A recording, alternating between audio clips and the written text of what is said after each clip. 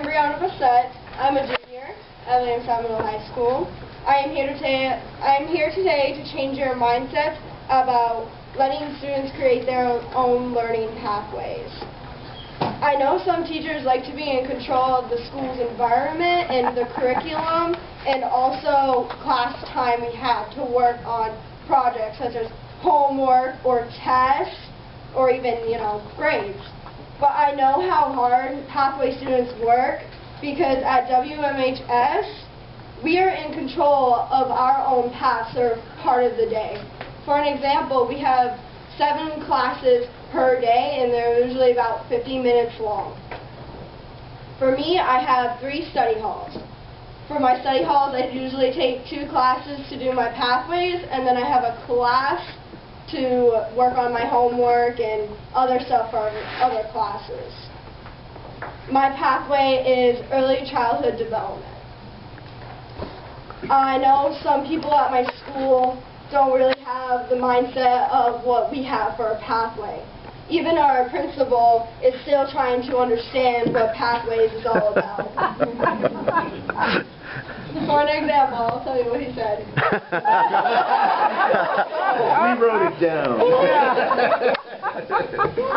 I was imagining flexible pathways as a way to re-engage young people who had dropped out, but it turned out to be so much more than that.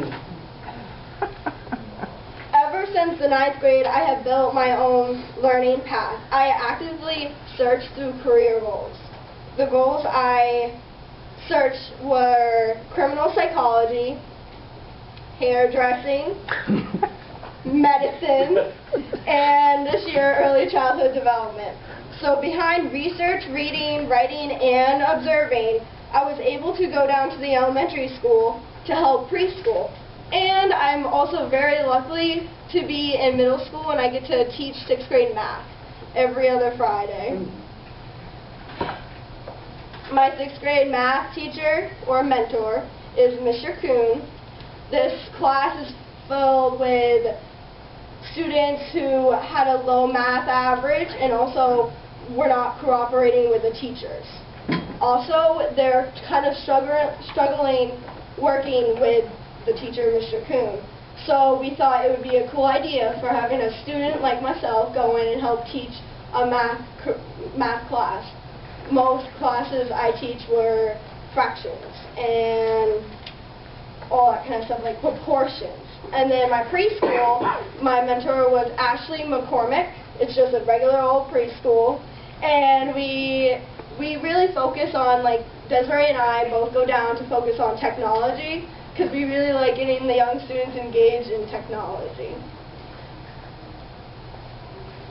Here's a little example that I did. The 6th grade was the proportions as a stick figure. Like, no one wants a stick figure with a big head and a little body. They wanted evenly proportioned.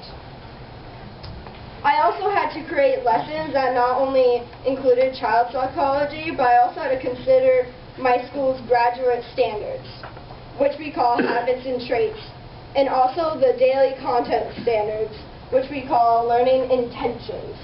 So as you can see, for the 6th grade, Mr. Kuhn has this little board that we fill in for like skill builds, like division, sometimes proportions, and he also has the learning intentions and habits and traits. Usually the habits and traits go bi-weekly, so we usually switch out every week. And then what I really like to do is dress to impress. I feel like students give me a lot more respect when I go dressed nicely. It also gives me confidence to talk to them. And students really do look up to me. I see 6th graders in the hallways and they're always like, "Hey Brieonna, what's up?"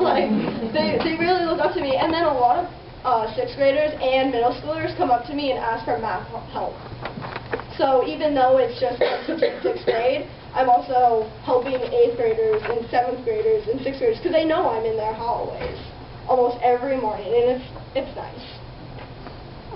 And so this is the preschool. I have a little laptop that is a tablet, and it scrunch down to like a tablet as you can hold it. But we like to do technology like the ABCs and 1, 2, 3s, and we like counting and we do colors. So like for an example, we're doing the ABCs and the tablet would sing out like, press the letter A, and then she has to pop the balloon A. And then also on this side, there's this little girl named Emma. She's in preschool. She was very shy when I first met her and she wouldn't talk to me. And then naturally I would just go by her and just like talk to myself while talking to her at the same time, but she noticed that I was trying to talk to her, and she noticed that I'm actually nice and she really wants to interact with me. So now when I walk into the preschool, she like runs up and hugs me. It's the greatest thing ever. And the preschool teacher has often noticed her interacting with other kids now that I'm there. This is just more photos. This is in the corner, that's me in the 6th grade helping kids learn about divisions. Here's a very short video of my mentor teacher who has been my teacher since the 7th grade, and this is how I changed his mind. I had in 3rd grade. I don't have my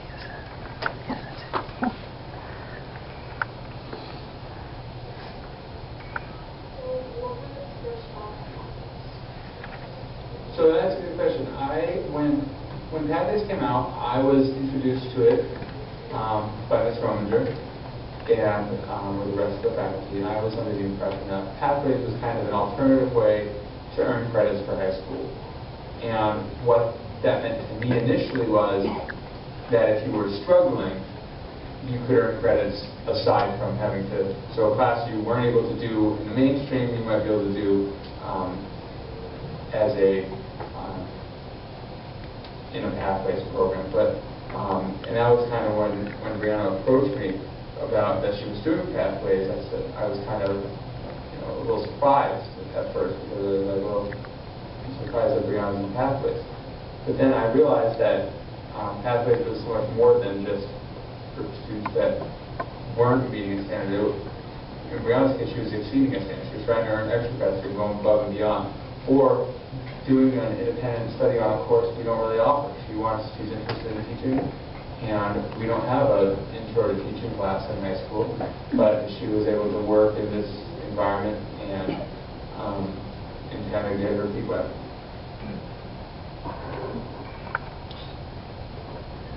So I was able to change his mindset, and I hope I was able to change yours. I'm going to present the next person, Desiree Herring.